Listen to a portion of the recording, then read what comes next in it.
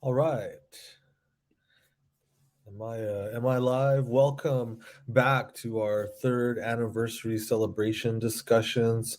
My name is Mihio Manus, and I'm the public relations director with Yehal Nido.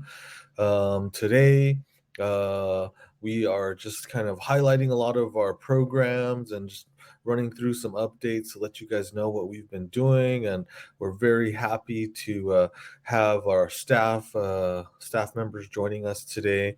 I believe that we'll have Mary Frances joining us here to provide a little update as well on some of our fundraising and donors that have been very critical to supporting a lot of our missions and a lot of the endeavors and the efforts that we've launched. As we were as the organization was coming into existence in March of 2020, it was supported by the crowdsourcing platform of GoFundMe. And it was at that time that we had an outpouring of support for people who wanted to help our community and our community members and our tribal nations. And it was at that time that our communities were facing um, the pandemic and the vulnerabilities that existed within our communities. That were highlighted by this pandemic. It was at that time, we weren't really prepared to undergo the shutdown of tribal programs, to undergo curfews and more restrictive measures, and a lot of our community members were forced to stay home. Our tribal programs were shut down or had limited hours. Our shopping centers and businesses had limited hours and limited capacity. So it was really up to us as the relief fund to undertake these efforts to go out and provide direct relief to our people. We had a lot of vulnerable populations, immunocompromised populations. If you're not aware, we have high numbers of immunocompromised populations here on the Navajo Nation. We have a lot of people who suffer from other illnesses and health disparities or health issues like diabetes. It makes it really hard for them to get out into the communities and to get to their appointments if they don't have the proper support that they need. And so in these times, it was really important for us to have that support, that financial backing, which came from a lot of you, a lot of our supporters out there who had made donations to our GoFundMe. And if you're able to, if you have anything that you could spare that could support our endeavors, please go to our GoFundMe. We have some information running across our ticker tape here, and that's the address of our GoFundMe. Go there.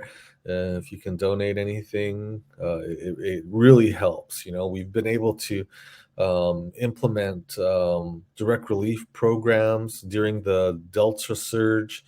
We had to kind of revamp a lot of our direct relief programs and get get the direct relief services out to our communities. And any of these funds goes towards supporting that. We've also been able to provide PPE to not only our immunocompromised and our Navajo and Hopi community members, but also to our frontline workers and even to our medical workers in the hospitals, our healthcare facilitators. Um, they've during the pandemic there was a shortage of PPE, and we were able to provide that through these donations. So we do have our interim executive director, Mary Francis, here. She'll be joining me probably all day. We do have some other staff members who should be joining us today. Some of them have aren't feeling well, so we're going to have a couple who might be absent. Just want to give a shout out to our Yehal Nido board treasurer, Vanessa Tooley. She's Yay. behind the scenes today. She's running our StreamYard. Everything is looking good, and we really appreciate her help today. So thanks, Vanessa. But Mary, yeah, maybe you could just talk a little bit about some of the fundraising and donors that some of those highlights and updates from those programs that we have today. Yes, thank you, Mihio. Yeah, so Cassandra just sends her well wishes, and she wished she could have been here today, or for this segment, and hopefully she can join us later on. But yeah, so her message was, that we are so appreciative of all of our supporters and donors, and during some of our most challenging times in history. And she wants you to each know that you are a special light that helped us through some of our darkest times. And, our work wouldn't be possible without you. So she says a yaha and thank you. And of course, thank you from all of us here at Yeha Lindo. It has been a journey, and um, just getting the large amount of support at the beginning, was made our work easier. It enabled us to serve our communities, and now that we've transitioned, it's been not as, fairly difficult, but we're still getting some donations here and there. If you visit our website, Navajo and HopiSolidarity.org, you'll see our website. On that website, you'll see the GoFundMe. I'm sorry. And so you'll notice that there's a GoFundMe for the relief organization, the one that Ethel had launched from the beginning. And then there's also an additional GoFundMe. That GoFundMe is the Resiliency GoFundMe. And that GoFundMe goes to, the dollars that are donated there, it goes to the community centers. So yeah, the Navajo Nation has been a national sacrifice zone for uranium extraction, coal mining, nuclear waste, and contamination and air pollution. Sadly, thousands of remitted mines have poisoned water sources, and these issues have created many health socioeconomic disparities. Many communities with high numbers of elderly, diabetic, asthmatic, and cancer-afflicted high-risk individuals. So the Hopi Nation is located in the center of the Navajo Nation. So what has impacted us impacts them, of course.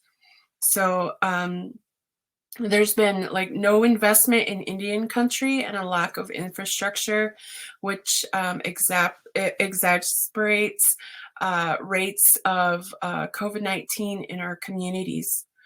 30 to 40% of homes lack access to running water, and 17% of livestock wells have high levels of arsenic.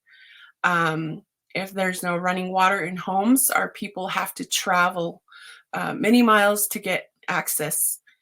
About 30% of homes on Navajo and Hopi don't have electricity to pipe water.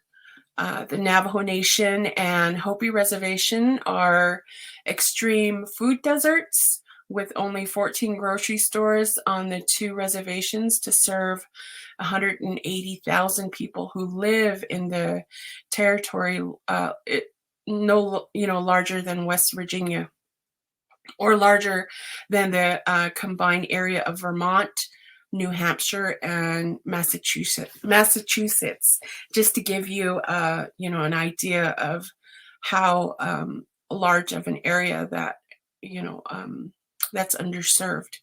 So, with all of these challenges in mind, we focus on um, meeting the needs of our community members, where they were, um, when they needed help. And then we talked about what we looked like in our program. So, um, in updates earlier. So, and then right now, our current work, of course, like we've always said, we never want to be vulnerable again. And, so we are transitioning from providing direct relief to making our communities pandemic proof and climate change resilient. Our vision is to empower our Navajo and Hopi people with the fortitude to overcome challenges through traditional principles of self-reliance, interrelatedness. And then our mission is to build collective Navajo and Hopi power to exercise our inherent rights to self-determination by putting our cultural values and teachings into practice to rebuild and revitalize our communities. And our goal is to make our communities pandemic proof and climate change resilient. We never want to be vulnerable again.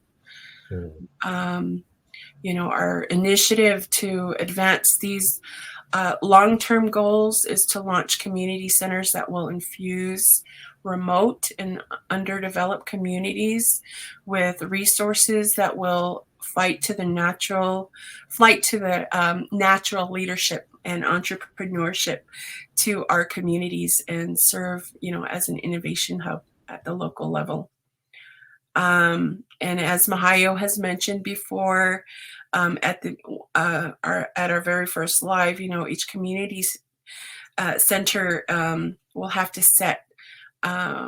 a set of revolving programs, including food security, cultural programming, entrepreneurship, and youth programming. These innovation hubs will revitalize and rebuild stronger local economies and food systems. So because of donors like you, we have opened 2 community centers, one in Monument Valley, Utah, and the second in Sheep Springs, New Mexico. And we will soon open a third on the Navajo Nation. So, of course, none of this would be possible without your help. And, we are asking that you continue supporting our work. This year, our goal is to raise $2.5 million. And we need your help to achieve this by donating to our direct relief or resiliency fund link in the comment section. So we appreciate that you do, that you help support our work and make a positive difference in the world. So, yeah. Awesome. Thanks, Mary. Excuse me. And, as we move through the year, we always we get an outpouring of support during the Day of Giving, and the Day of Giving is it happens in November 28th. It's right after what's known as the Thanksgiving holiday, and usually during those times, we'll undertake some fundraising campaigns through social media. And it's been very effective. Our GoFundMe at that time usually reflects that we're getting quite a number of donations, and we want to thank all of the community, all of our supporters nationwide, worldwide. One of the things that I think is important to note is that we've had established quite a relationship and a partnership with the people of Ireland, and our relief fund has been actually strengthening the reciprocal bond between the people of Ireland and the representatives, our people of the First Nations of America. So much so that the people of Ireland and the organizers of the Kindred Spirits celebration invited our team to attend the Kindred Spirits celebration this past year, which was held in Cork County, Ireland. Kindred Spirits and the Kindred Spirits celebration, it honors a sculpture, and it's the Kindred Spirits sculpture. I keep repeating that, but it's the Kindred Spirits sculpture, and that commemorates um, the Choctaw Nation's gift to the people of Ireland during the Great Famine, or the Great Potato Famine of 1847. And this Great Potato Famine, or the Great Famine, was a period of mass starvation and disease in Ireland from 1845 to 1849 approximately, and it was a major historical crisis in which approximately about 1 million Irish people died, and the same amount fled the country, causing the country's population to decline. And at this time, the Choctaw Nation gathered money together and they sent it to assist the people of Ireland.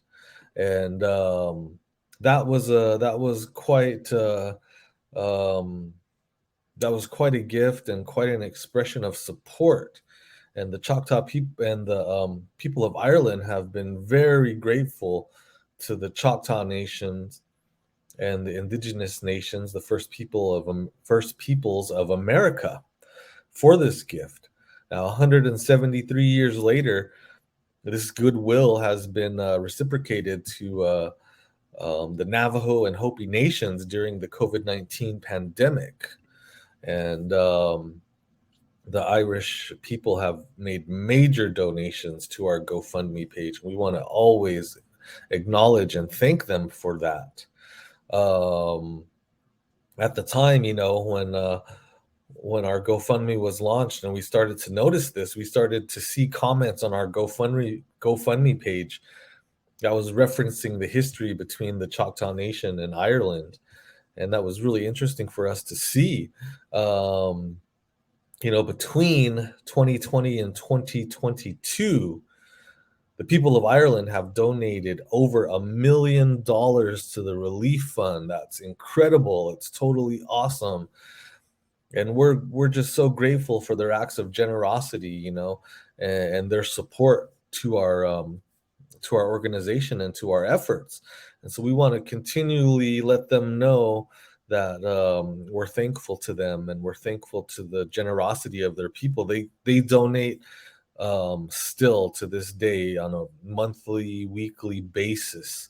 We get the comments on our GoFundMe that they've donated in reciprocity of the Choctaw Nation's gift. So we're very happy.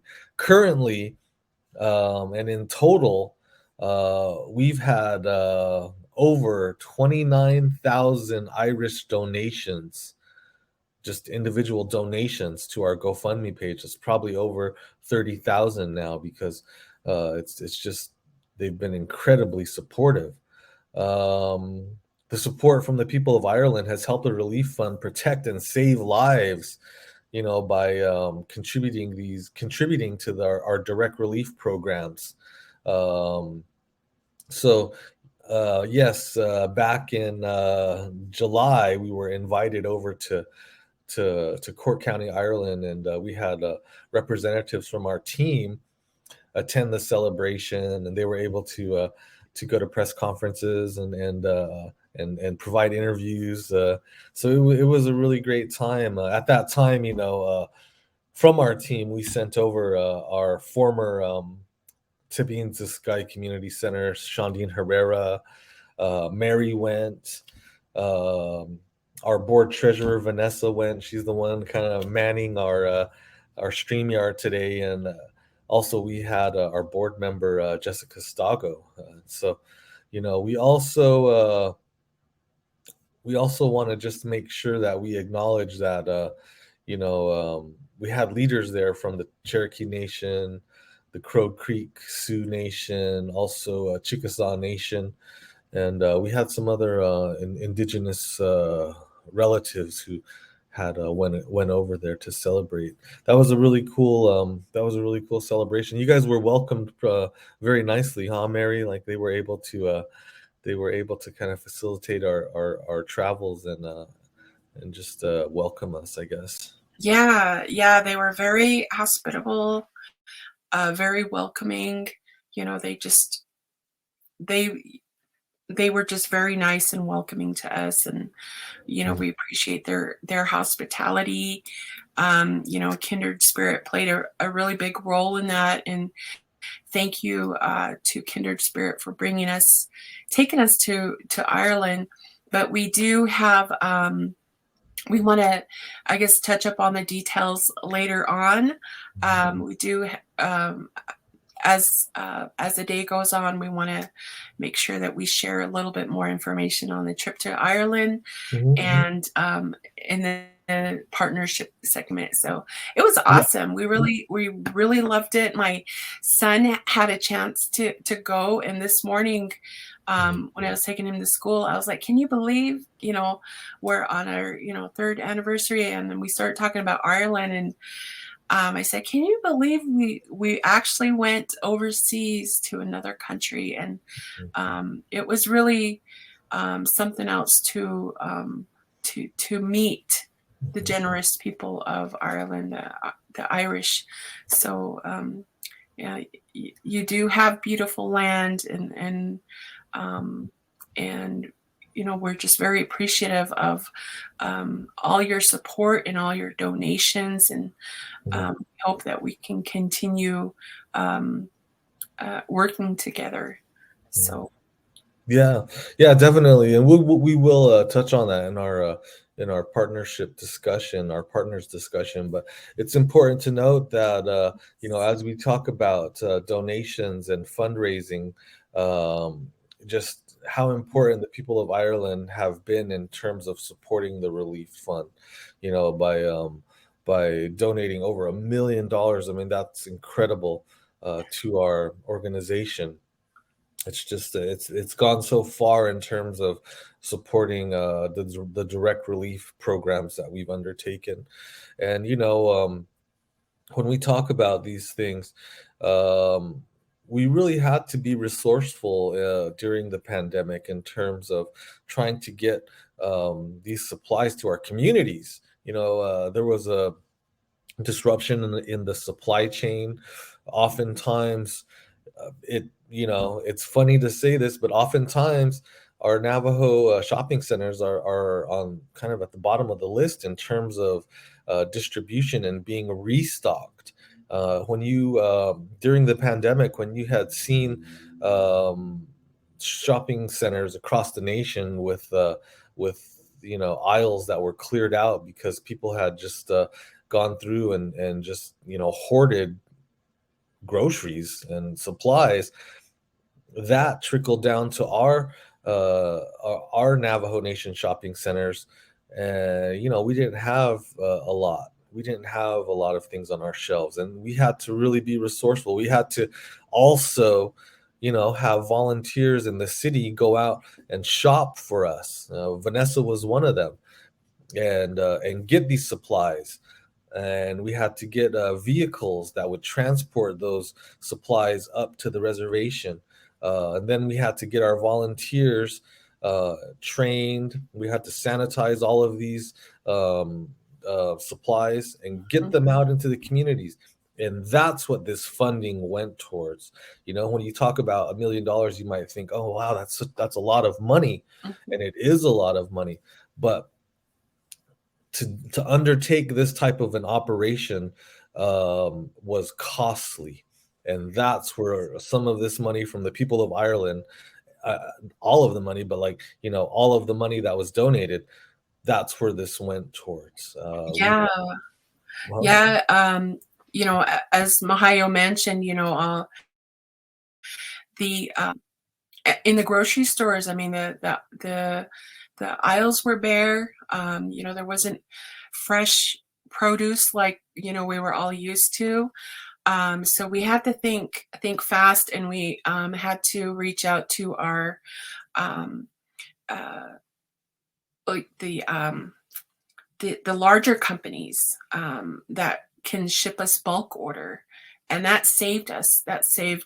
And that helped our work um, um, by being able to serve the communities in the hundreds. We're shipping 100 food boxes to a few selected chapters, only because we had strong volunteership there, and they were just willing. They said, hey, how can we help? We're open to receiving some supplies. We'd like to get information, or we'd like to get food boxes to our communities that really need it. So there's a lot of factors, a lot of supporters, a lot of partners that came and showed up and really made a difference in our work. And of course, all of these things in motion, all the supporters, donate through donations, the supporters through volunteership, just the way we came together to help protect, our elders and our Dene and Hopi people really meant something to me. And, I really wanted to be a part of what Ethel and the co-founders, the 12 women that came together and said, hey, we need to do something for our communities. And watching them come together and mobilize, that was very inspiring to me. And to this day, I'm very thankful that even my family have been on the receiving end, and it touches me, and it really it's sentimental to me, really, because nowhere else in the world,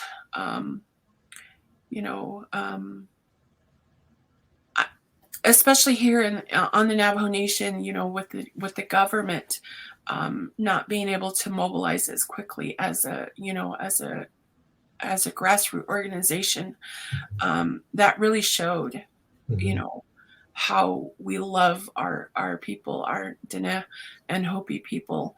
And, I just thankful from the bottom of our hearts with all your support and everything. And we do have some, natural shakers and movers and doers. We've had great support from community leaders that just stepped up. You didn't have to ask them twice. You ask once and they're like, okay, this is how we can help. This is what we need.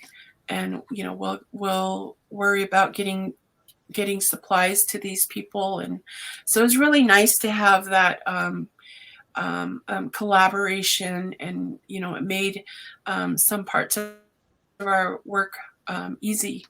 But for the most part, I'm very thankful for the donors and the volunteers, and just so a shout out to each one of you. I hope you each are having, being blessed for your giving heart. And, I just hope that you are, you have some peace and some content, from helping us. But just know that we are continuing work through our, resiliency goals, and we have a lot of work ahead of us.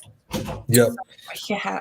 Yeah, and thanks, Mary. Yes, when we talk about the relief fund organizing hundreds of volunteers, when we talk about the relief fund serving over 500,000 Navajo and Hopi tribal members, training teams that include nearly, 1,300 tribal volunteers, when we talk about distributing over 10 million masks to our tribal members, that comes from your support. That comes from the donations that you've been able to generously give to us and support our causes, support these efforts. And so we want to thank you as well. We did highlight the people of Ireland. They were great. They've been very supportive. They are great.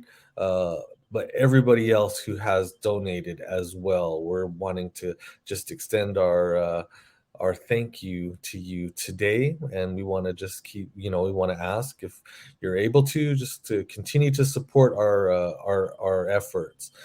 Just one last note, we keep coming into these lulls where we see COVID cases on the decline, and then we start to see spikes in the cases. And right now, across the nation, across the Navajo Nation, the numbers are low, and they've even um, you don't have to wear masks on the Navajo Nation anymore. They've they've stopped that masking mandate. So we have to continually be careful, because we don't know what's going to happen with the virus. Right now everybody is very comfortable. We're back at work. We're in shopping centers without the mask, but there could be a variant that affects us in a way like Omicron did, like Delta did, where we saw the numbers go up and then we had to reorganize and remobilize our teams. And that was really, those were critical times when we had to really get back out there and try to continue to protect our communities as best as we could. And that was, again, by your support and by your donations. So just want to thank everybody. Yes, join us again. We're going to kind of wrap up here, but we'll be back on at noon Navajo time.